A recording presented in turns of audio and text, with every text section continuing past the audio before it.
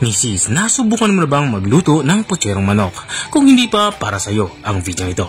Tara, simulan natin ang pagluluto.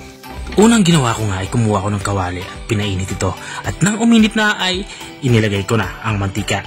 Nang uminit na ang mantika ay sisimulan natin yung ating pagpiprito. Unang ipiprito ko nga itong saging. At kapag naprito na, isa-set aside muna natin ito. Sinunod ko na din yung ating gulay.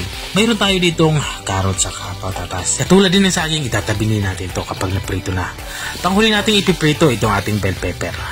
At pag naprito na din itong ating bell pepper, tatabi din natin ito. Magbabawas lang ako ng mantika. At nang mabawasan ko na ng mantika, dito ay magigisa na tayo. Unang inilagay ko yung bawang, sinunod ko na yung sibuyas. At habang iginigisa natin yung dalawa natin panggisang sangkap, ilalagay na din natin itong ating chorizo. At tuloy-tuloy tayo sa ating pagigisa. Kapag lumabas na ang aroma nitong ating mga panggisang sangkap, ilalagay na natin itong ating manok. Bali, isang buong manok nga itong ating lulutuin. Igigisa natin to hanggang sa magkulay light brown yung balat ng ating karning manok. Katulad ng nakikita nyo. At kapag ganito na itsura niya ay ilalagay ko na itong ating tomato sauce. Sa tomato sauce naman, ito yung pangalawa sa pinakamaliit na sachet.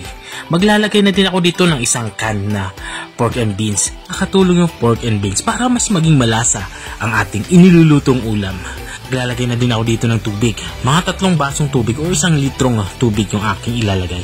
Tamang-tama para maging malambot yung ating karning manok. Nilagyan ko na nga din to ng pamintang durog, tsaka chicken cube para buong buo ang lasa ng ating karning manok. Saka ko to tinakpan. Papakuluan ko to ng 15 to 20 minutes.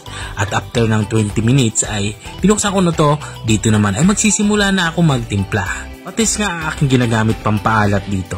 Pero kung wala kayong patis, pwede naman yung rock salt o iodized salt. Walang problema yan. Halo-haloin ko lang to para kumalat dito sa ating inilulutong ulam.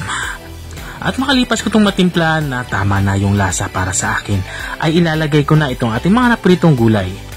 Una ko nga inilagay yung carrots at patatas. Sinunod ko na yung ating saging na saba. Inihalo ko to hanggang sa umulalim. At meron din tayo ditong bell pepper na prinito na din, inilagay ko na din.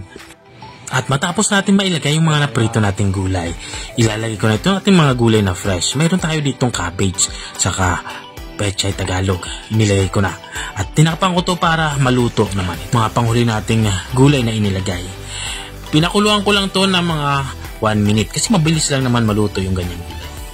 Matapos nga ng 1 minuto ay ito na, ready to serve na itong ating ulam pananghalian. Ito nga yung ating putserong manok. Kung nanonood ka pa rin hanggang dito sa dulo ng aking video, maraming salamat sa panunod. Kung nagustuhan mo naman yung bago nating reseping ibinahagi ngayong araw, baka pwede mo naman tong i-share. O siya, hanggang dito na lang ako. Kita ulit sa mga susunod na mga video. Paalam! Bye-bye!